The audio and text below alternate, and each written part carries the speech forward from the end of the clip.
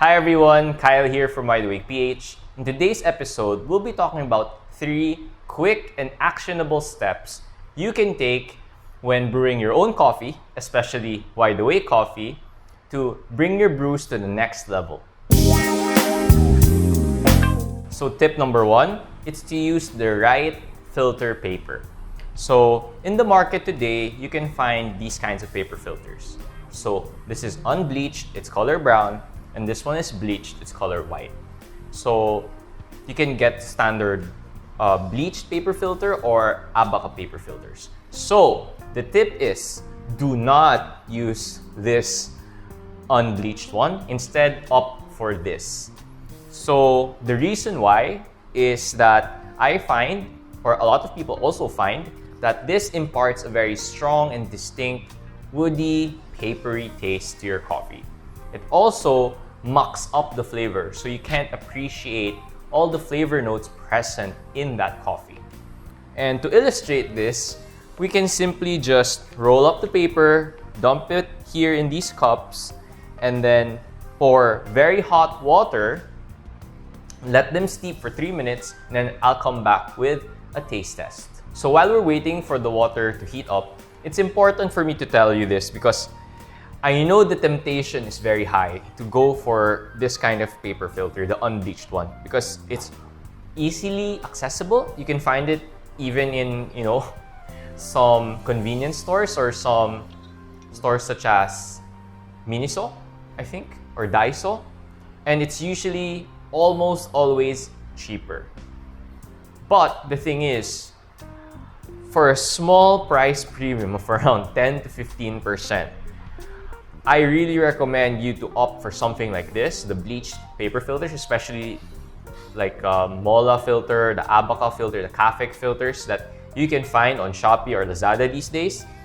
Because for that small upcharge, you really make a big difference in the tasting quality of the coffee you're brewing. It's really, really night and day. And let's illustrate it with this water thing. Let's go.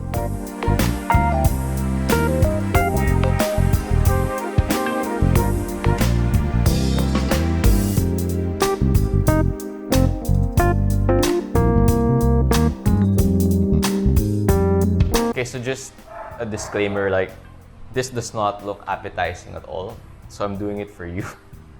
What I'll do is I'll spoon the liquid here so it cools down so I don't burn my tongue.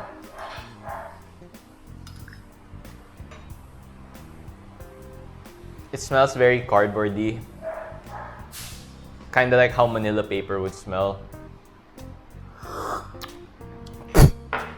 Tastes like wood.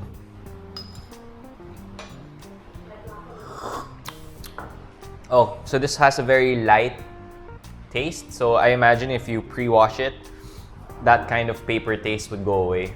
So yeah, this is why you should choose the bleached paper filters for sure. Do not use this.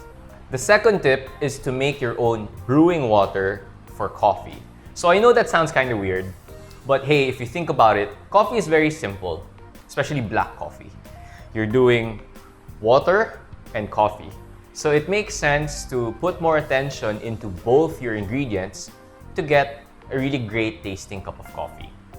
So our brand takes the guesswork out of this by offering you a free sachet whenever you buy a bag of coffee from us, or a free set of sachets, sorry.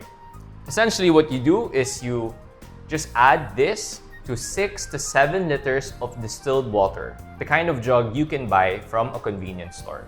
So what that does is it adds the necessary minerals into the distilled water that's perfect for brewing coffee.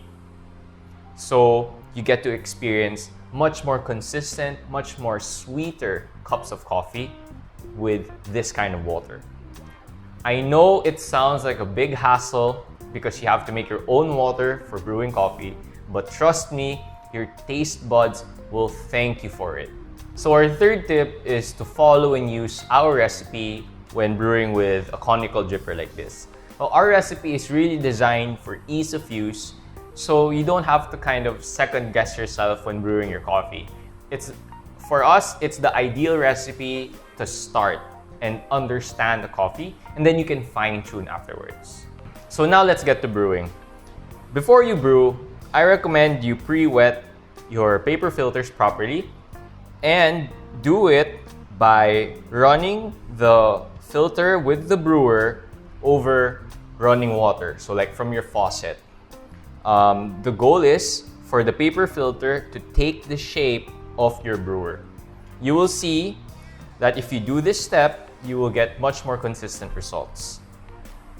Okay, so now let's get to brewing. So we add 13 grams of coffee to the brewer. So I find that using 13 grams of coffee or a smaller dose, generally from 12 to 14 grams, gives a much more consistent and sweeter result. Also, the grind size is roughly around 14 to 16 clicks on a Timimore C2. So that's for your reference.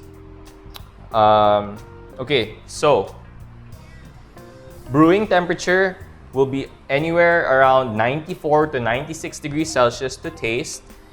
And then for the first pour, we're doing a circle and center pour, 70 ml, like so.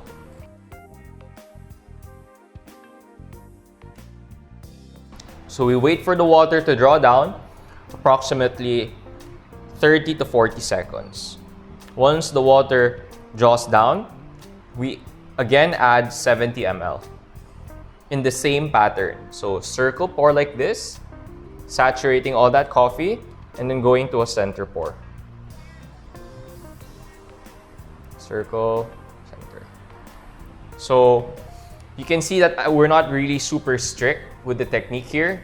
The goal is just to saturate the bed very evenly. So at around the 1 minute to 1 minute 10 second mark, we will pour our final 70 ml. So we're doing it again. Same circle and center pour. Okay. So that's it. It's a very simple recipe, and generally it gives us a pretty good result almost all the time. So we're done brewing. Let's remove this brewer, this V60. Set it on top of the bad water. And then, yeah, so the total brew time should be around 2 minutes and 30 seconds. And we stir before we serve so that the coffee is more homogeneous. And that's it. That's how you do this recipe. Very, very simple. So that's it for today's episode. Those are the 3 easy, actionable tips you can do to take your brewing to the next level. If you found this video helpful, please like and subscribe.